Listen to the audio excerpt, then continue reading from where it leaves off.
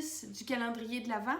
Aujourd'hui, ce qu'on va montrer à notre chien, c'est qu'on veut qu'il mette ses 2 pattes avant sur notre cuisse et on va vouloir amener son nez vers le haut pour vraiment venir faire un stretching au niveau du cou.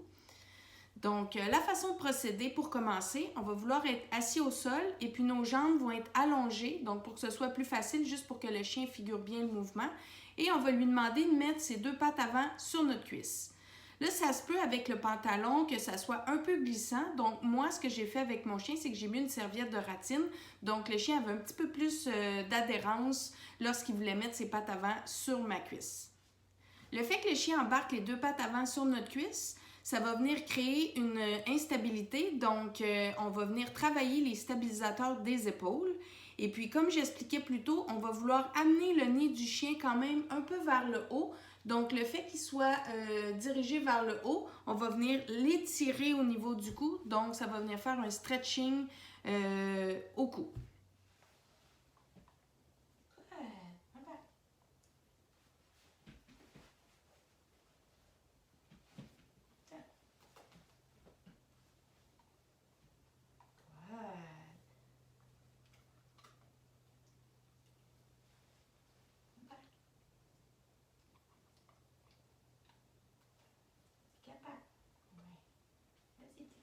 Yeah, belle fille.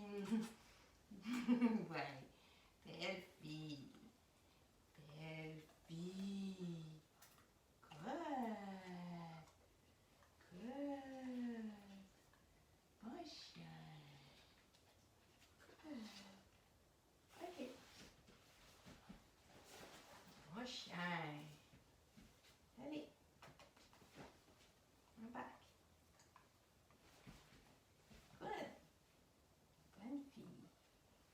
Yes. Good girlie. Wow, t'es très bonne. Oh oui, t'es très bonne.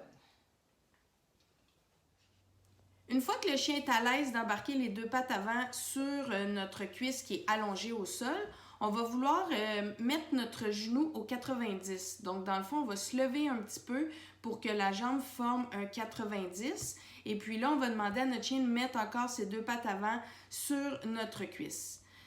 Ce que ça fait maintenant, c'est qu'on va augmenter la difficulté. Donc, le fait que les pattes avant soient plus hautes, on vient mettre beaucoup plus de poids sur les pattes arrière. Donc, là, au lieu de juste travailler les stabilisateurs des épaules, on vient travailler aussi beaucoup de poids sur les pattes arrière. Donc, on vient travailler les cuisses.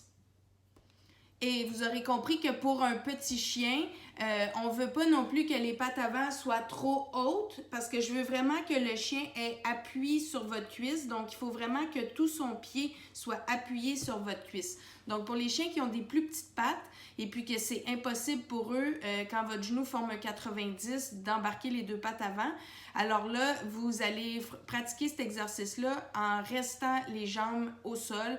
Donc, comme le premier exercice que j'ai montré. OK. Yes. Good boy. Voilà, ça c'est un beau stretching.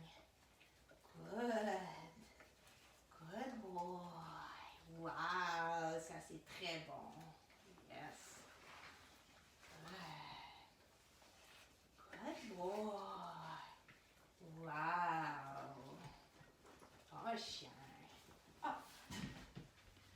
Au niveau des séries et des répétitions, pour un chien adulte sans conditions particulières, on va pouvoir demander 3 séries de 5.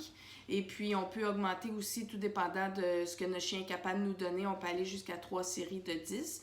Donc, dans le fond, mon chien met les 2 pattes avant sur ma cuisse. Je tiens à peu près 2-3 secondes et je le fais débarquer. Donc, je répète ça 5 fois. Je prends une pause de 30 secondes. Je répète encore ça 5 fois. Pause de 30 secondes et je le refais une dernière fois.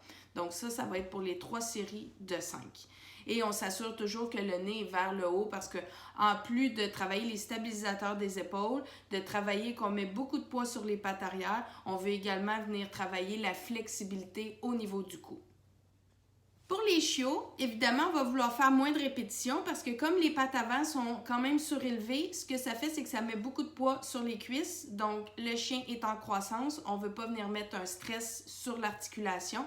Donc, il est en apprentissage. On veut lui montrer le mouvement sans nécessairement faire trop de répétitions. Donc, je dirais que dans ce cas-ci, on pourrait faire 5 répétitions et ce serait suffisant. Même chose pour les chiots, pas les chiots, mais les chiens qui sont âgés.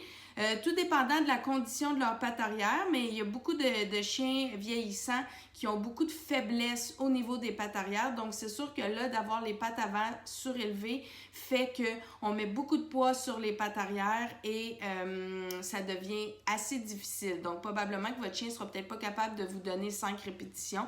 Donc là, encore là, allez-y selon ce que vous voyez, les signes de fatigue que vous allez observer. Et puis, s'il est capable d'en faire juste 3, bien, on en fait juste 3. L'idée, c'est de bien faire le mouvement. On veut privilégier la qualité plutôt que la quantité. Donc, ça ne sert à rien de vouloir faire les 5 répétitions. Si notre chien peut nous en donner 3 ou 4, bien parfait, au moins il aura fait le mouvement. Et rien ne vous empêche, autant pour les chiots que les chiens plus vieillissants, si vous voyez que c'est beaucoup trop difficile de trouver l'équilibre, de mettre le poids sur les pattes arrière en ayant le genou fléchi, bien, on peut très bien faire cet exercice-là en étant assis au sol, les jambes allongées. Donc, ça vient quand même travailler les stabilisateurs des épaules, un petit peu moins les pattes arrière parce que les pattes avant ne sont pas très surélevées, mais on va aussi venir travailler la flexibilité au niveau du cou. Donc, on travaille quand même 2 des 3 éléments. Donc, c'est un exercice qui peut très bien être fait de cette façon-là. Pour ceux qui voudraient augmenter un peu la difficulté, ce qu'on peut faire, c'est que le chien va mettre ses 2 pattes arrière sur le coussin à chien.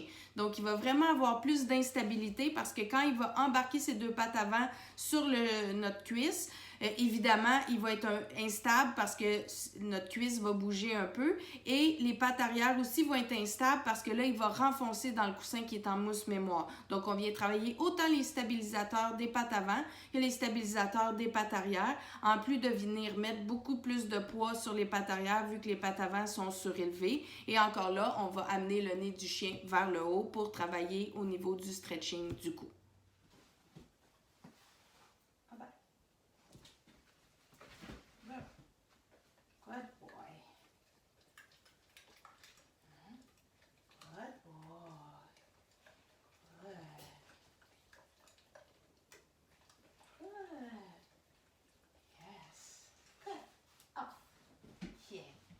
Et finalement, pour ceux qui ont de l'équipement à la maison, ce qu'on peut faire, c'est que dans un premier temps, vous pouvez l'essayer avec les pattes arrière sur un coussin à chien.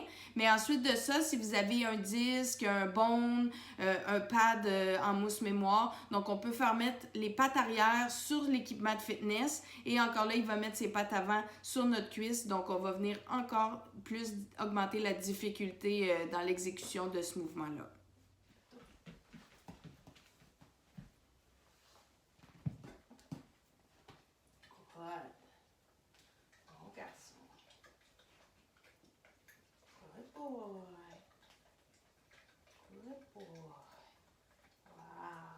C'est beau, chien.